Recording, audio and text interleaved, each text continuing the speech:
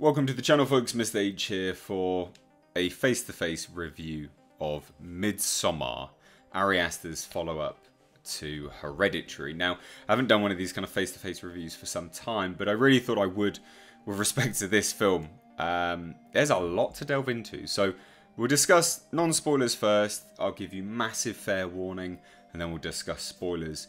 But seriously, there's a lot to go into, and I'll just say straight from the outset, if you did not like Hereditary, which is Ari Aster's first film with Toni Collette, or first feature film, because he's done short films, you're not going to like this. You're not going to like Midsommar at all. It's not the same beast as Hereditary. It is a distant species, but cut from the same cloth. So, just word to the wise, just click off the video if you don't like Hereditary, basically, because there's just no point in you watching and I don't want to waste your time. But straight from the outset, what I can say about this film is Ari Aster is truly a master, like just a master craftsman.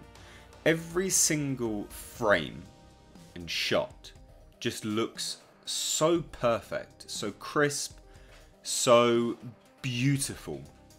The way Ari Aster frames things is just absolutely astounding.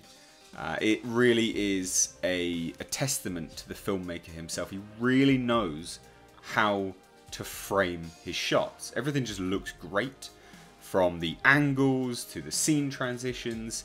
Everything looks really good. So, in terms of the visuals, it's very much an Ari Aster film, and I think Ari Aster will probably go down as being one of those directors that really just knows how to make a great looking film. He really does. And so let's discuss the story. If you've seen the trailers, you don't know anything about the story, basically. A24, if anyone watched the trailers for Hereditary then watched the film, you'll know that there's a lot of misdirection going on. And it's not so much misdirection with Midsommar's trailers, it's very much just you just don't get a flavour for what's going on in the film at all. And I think that's a true testament to them. They really know how to craft great trailers for their films. A24, top notch. In a world where we have trailers just, blowing their loads all over the place and us figuring out everything to do with the film, it's a breath of fresh air to watch trailers where it just doesn't reveal anything to do with the film. Now, why is this film so good, and kind of what genre does this fall into? It's not a horror film. It's not a horror film. A lot of people have compared this to The Wicker Man, and I can see the comparisons, definitely. It would be, if we're going to put it in a genre of film, it'd be the same genre as The Wicker Man. Again, it's kind of cut from the same cloth, and it works very well. Ari Aster is an absolute artist when it comes to allowing the scene to breathe, but allowing the scene to breathe in such a way that just evokes all of this tension and this atmosphere. So if we're going to liken it to Hereditary, for instance, like Hereditary opens with just grueling mourning and absolute just death and the pain that our very real human characters that we need to follow along this journey are feeling. And I don't know what it is, Ari Aster clearly likes opening films like that. And again, this is non-spoilers, but there is some level of mourning and things like that involved in the film. It's not pivotal to the film at all, but it's really evocative. The way he allows, or at least the way he nurtures the actors into displaying very visceral emotion, and he doesn't play any music over it. He doesn't play any music over it.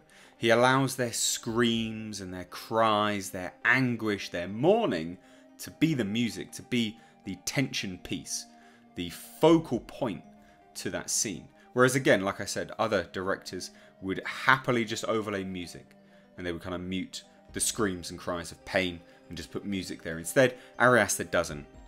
And he allows the scene to breathe as a result of it. And it's what makes Ari Aster's films, in my book, feel more old school than they are, but also make them really a much more impactful film, because we can relate much more to human emotion than we can music, typically. Obviously, sociopaths to one side. Human emotion really does, you know, it clutches our emotional strings. And when you're hearing these people just in absolute anguish and pain and, you know, truly devastating, you know, emotional cries, it makes you go, ooh, yeah, okay, I'm listening now. I'm engaged. My attention is here. Now, again, that's to the film's positive, but unfortunately, if you're not a fan of slow burn movies, it will be absolutely to the film's detriment. In your books, you won't like it. This is a very slow burn film, but not slow burn in a, you know, just get to the point. It's the whole movie is a marathon. You know, we're slowly weaving this story in. There's not really a point that you get to where you just go, oh, I've got to the point now of the film. It's a very slow burn marathon. But I think it's a beautifully crafted film nonetheless. So the sound design is staggeringly good. What Ari Aster is able to do with what I can presume to be a sub $10 million budget, I can't imagine it would cost more than that. I'll have to look into this after this review goes up. But what he is able to do with such a low budget is, again, nothing short of astounding. A24 is positioning themselves to be the better, newer Blumhouse.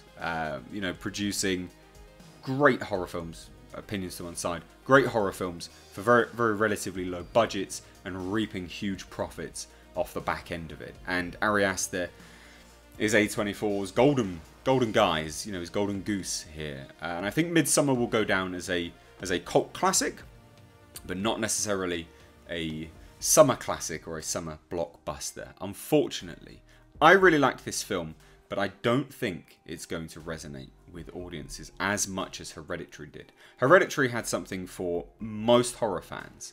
MIDSOMMAR is very selective in the horror fans that it appeals to, unfortunately. And I do say that, unfortunately. So, this is, again, non-spoiler review roundup for this movie. If you liked Hereditary, if you like slow burn movies, if you like The Wicker Man, you will like this film. Everyone does a very, very good job. Florence Poe, for instance, or Puh, however you say her name, is great. Will Poulter offers very unique comedic relief to this film, where I didn't think there would be comedic relief. We've got William Jackson, he's very, very good in it, and we have Jack Rayner, again, very, very good. Every single actor does a great job, but the centerpiece is Florence. She is really, really, really believable. And again, it goes back to Ari Aster's use of visceral emotion. She's really, really good at it. She will go down now and her career will skyrocket, I think. Or at least she will get more opportunities based off the back of this movie. She shows great range, and that's why, you know, I think her performance was probably one of the better ones. So go watch this movie. I can highly recommend it. So that is non-spoilers done. I actually can't discuss anything else in non-spoilers. There really is nothing else to discuss, unfortunately. So if you're new here, and this is where you tune out, please do hit subscribe. Please do give this video a like and a share. However, this is now your spoiler warning. If you want to stay, be my guest, stay. Spoilers. There'll be an ad break here, I'm sure, as well, just to give you guys more time. But spoilers. So this is probably one of the goriest films I've seen this year, and it is not gratuitous gore either. It is just visceral, skull-breaking, literally, gore. I don't think I've seen an 18 in the theatre for a long time. I think it's a hard R in the States. It's what we call an 18 in the UK. And this film, my God, does it earn its 18 or hard R rating. No curse words, nothing like that. Well, there are curse words, but it's not the reason why it has that hard R. So, right, let's unpack this film. So, our college, I assume they're college, cast head off to Sweden. Now, Florence Poe's Danny has a death. All of her family are killed, basically, by her bipolar sister. Now, they then use, and that's what is the centerpiece of this film. It's the opener. It's what is kind of called back to. It's It's kind of the linchpin of Florence's sort of emotional breakdown during the film. They then bugger off to Sweden, to this weird cult. And we start to see strange goings on, the hallucinogenic effects, and that's the thing about this film. It's really, really trippy. It's really, really trippy. But it's subtle.